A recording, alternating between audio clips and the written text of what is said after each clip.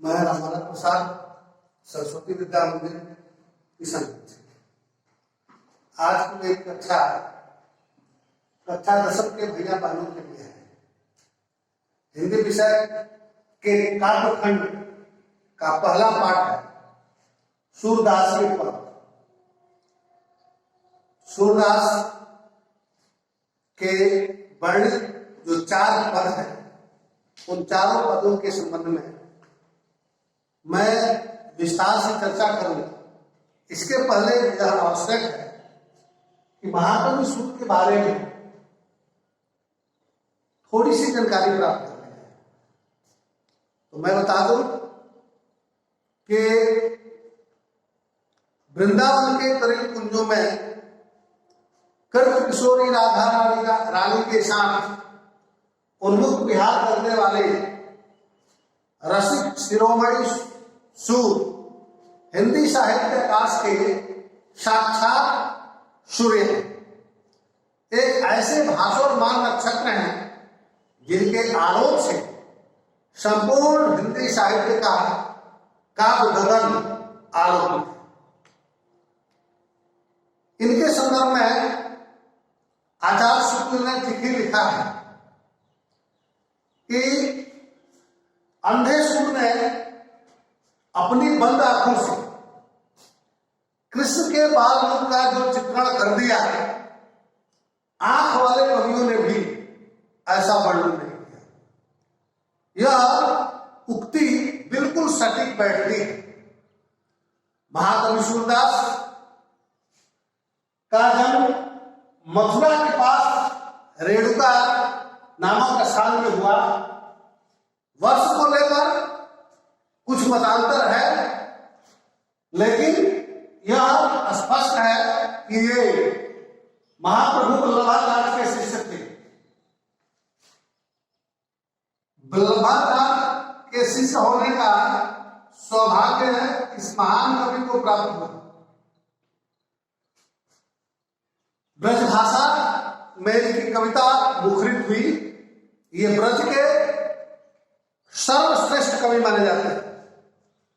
अष्टछाप के सर्वश्रेष्ठ कवियों में सूरदास की चर्चा होती है। अगर इनकी रचनाओं की बात करें तो सूरसागर, साहित्य लहरी, सूर सरावली जैसी रचनाएं इनकी काव्य रचनाएं हैं। संपूर्ण काव्य जगत को कांतिमय करने वाले सूरदास जिन 2 क्षेत्रों के लिए सुप्रसिद्ध माने जाते हैं, जिन 2 क्षेत्रों में इनकी अमिट पकड़ है, वो इनके 2 क्षेत्र हैं वियोग श्रृंगार और वात्सल्य श्रृंगार। भगवान कृष्ण के बाल रूप का जैसा चित्रण सूरदास ने किया, वैसा किसी ने नहीं किया। उसी भांति वियोग श्रृंगार अर्थात विप्रलंब श्रृंगार, विप्रलंब श्रृंगार यानी वियोग श्रृंगार। आप सभी जानते हैं, पिछली कक्षाओं में आपको बताया गया है कि श्रृंगार के 2 भेद होते हैं, संयोग और वियोग। तो संयोग श्रृंगार में नायक नायिका जो होते हैं साथ होते हैं, और वियोग श्रृंगार में ये अलग होते हैं। दोनों एक दूसरे की याद में तड़पते हैं। तो वियोग श्रृंगार के चित्रण में और भगवान कृष्ण के बाल रूप के चित्रण में सूरदास अग्रगण्य है। ये जो हम पद पढ़ने जा रहे हैं, ये इनके पद, चारों पद सूरदास जी के काव्य ग्रंथ सूरसागर के भ्रमर गीत से संग्रहित है। सूरसागर आपका लोक प्रसिद्ध महाकाव्य है। उसके भ्रमर गीत से ये चारों पद लिए गए हैं। प्रसंग बहुचर्चित है।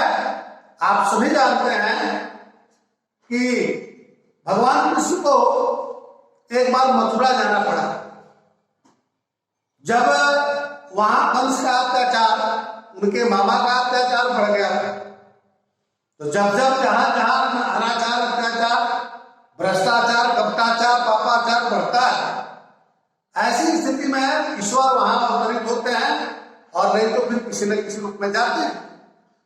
तो कृष्ण का जाना अपरिहार्य हुआ तो है, लेकिन उनके चले जाने से ब्रज की गोपियों की जो स्थिति थी वह बहुत गंभीर हो गई। गोपियां कृष्ण के वियोग में इस तरह पागल हो गई, इस तरह विदग्ध हो गई कि वो अपनी सुध बुद्ध होने लगी। कृष्ण अपने कार्य में व्यस्त थे, लेकिन गोपियों की स्थिति जो दिन प्रतिदिन बिगड़ती जा रही थी, उनकी सुध लेने के लिए, उनकी चिंता करने के लिए भगवान कृष्ण ने अपने अनन्य मित्र उद्धव जी को ब्रज भेजने का काम किया। इसके दो निमित्त, पहला निमित्त तो यह था कि उद्धव जी को अपने निर्गुण ब्रह्म के ज्ञान पर बहुत अभिमान था, घमंड था, जो तोड़ना था कृष्ण को। और दूसरा काम यह था कि गोपियों की सुध ली जाए, और संभव हो तो उन्हें निर्गुण ब्रह्म का ज्ञान परोसा जाए उद्धव जी के द्वारा।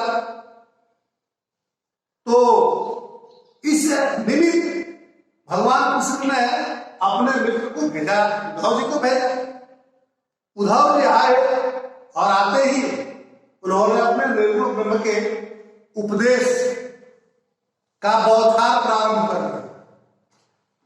उनका स्वागत गोपियों ने जमकर किया, लेकिन जब उन्होंने अपने आने का प्रयोजन बताया, अभिप्राय बताया, यह बताया कि वे निर्गुण ब्रह्म के ज्ञानी हैं, उपासक हैं, ज्ञाता हैं, और उन्होंने निर्गुण ब्रह्म के उपदेश के निमित्त ही, उपदेश देने के निमित्त ही आए हैं ब्रज में। कृष्ण उनके अनन्य मित्र हैं, और उन्होंने ये बताना प्रारंभ किया कि कृष्ण हमारी ही तरह है, साधारण मानव है, उनके प्रेम में पागल होना उचित नहीं है। लेकिन गोपियां सगुण ब्रह्म की उपासिका थी। पिछले कक्षा में आपको बताया गया है, भक्ति की दो धाराएं प्रवाहित थी, यानी भक्ति की दो मुख्य शाखाएं। ये मुख्य शाखाएं क्या थी? एक सगुण भक्ति, तो जिन भक्तों ने ईश्वर को साकार माना, उनका आकार स्वीकारा, मनुष्य के रूप में उन्हें माना, वो भक्त सगुण भक्त कहलाए, और उनकी भक्ति सगुण भक्ति कहलाए। जैसे सूर और तुलसी ने राम और कृष्ण की भक्ति की, तो उनकी भक्ति सगुण भक्ति कहलाई, इसलिए कि इनके आराध्य राम और कृष्ण मानव रूप में थे, इसलिए इनकी भक्ति सगुण भक्ति कहलाई, और ये सगुण भक्त कहलाए, सगुण कवि कहलाए।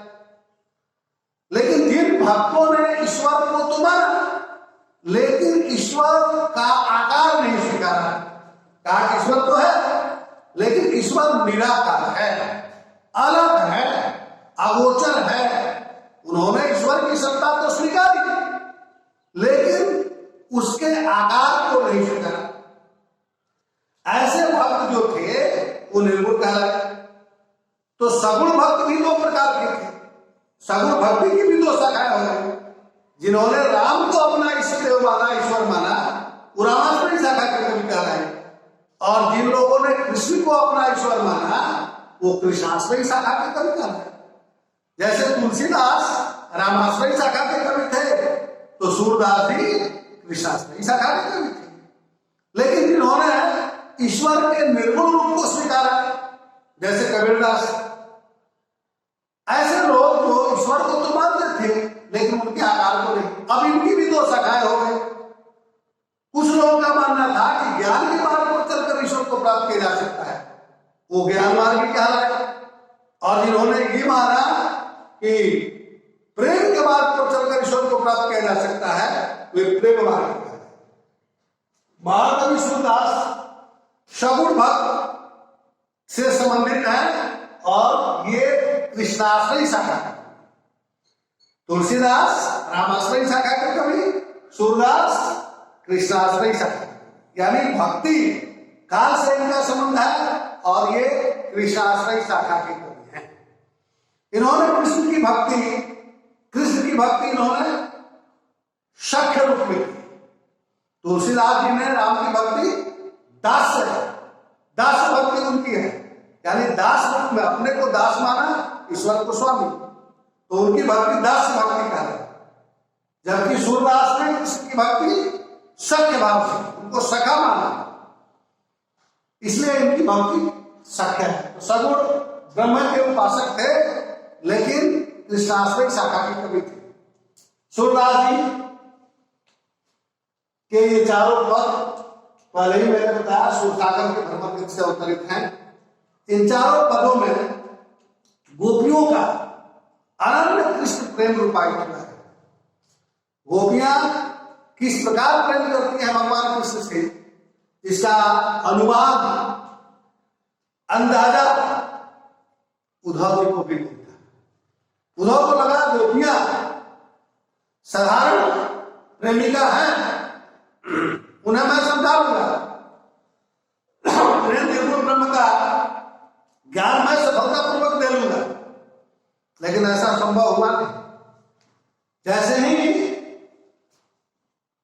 कृष्ण के कथनानुसार उद्धव जी ने निर्गुण ब्रह्म का उपदेश देना, योग संदेश देना प्रारंभ किया, गोपियों ने उद्धव जी पर व्यंग बाण बरसाने प्रारंभ कर दिए।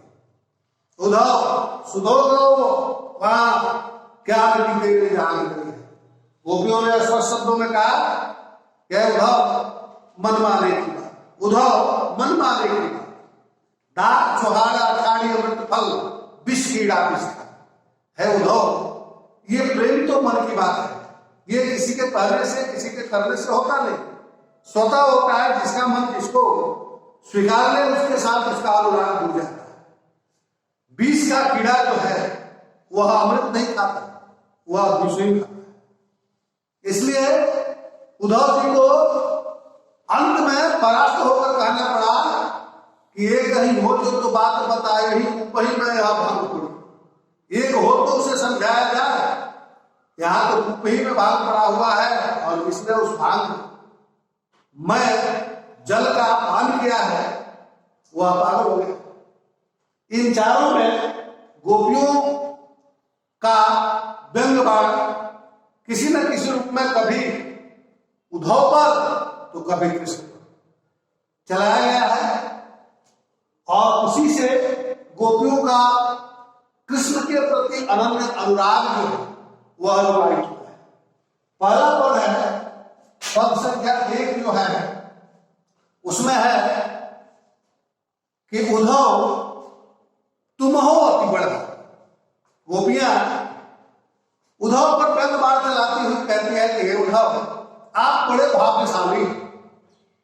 यहां मैं बता दूं कि व्यंजना शब्द शक्ति का बड़ा ही सुंदर प्रयोग सूरदास जी ने किया है। कहती है कि आप बड़े भाग्यशाली हैं, लेकिन अर्थ निकलता है कि आप जैसा भाग्यहीन इस संसार में कोई नहीं। क्यों भाई, क्यों ऐसा कहना पड़ रहा है गोपियों को? तो इसलिए कि उद्धव जी कृष्ण के सखा हैं, उनके साथ अब तक रहने का सौभाग्य उन्हें प्राप्त हुआ है। लेकिन उद्धव कृष्ण को समझ नहीं पाए। अब इसे बड़ा सौभाग्य की बात क्या हो सकती है? कह तो नहीं है कि सौभाग्य की बात है, लेकिन अर्थ निकल रहा है कि ये दुर्भाग्य की बात है। हम किसी के साथ जीवन भर रहें और उसे समझ नहीं पाते। यह तो बात वैसी ही हो गई जैसा कि एक शायर ने लिखा कि किस्मत पर उसकी रोइए जितना भी हो सके, किस्मत पे उसकी रोइए जितना भी हो सके, कि दरिया के पास जो कोई प्यासा भी नहीं। दरिया के पास रहकर अगर कोई व्यक्ति प्यासा हो रह जाए तो यह उसके दुर्भाग्य की ही बात है या सौभाग्य की बात नहीं। उसी भांति गोपियां बताती हैं उन्हें कि आप उनके साथ जीवन भर तो रहे, लेकिन आप उन्हें समझ नहीं पाए। ये दुर्भाग्य है, ये भाग्यहीनता का सूचक है। आप कैसे उन्हें उनके ऊपर व्यंग बाण चलाती हैं, इन्हीं का विस्तार से वर्णन हुआ है। अब एक एक पदों का हम एक एक करके अर्थ बताएंगे। अभी इनका संक्षिप्त परिचय इस एपिसोड में इतना ही। धन्यवाद।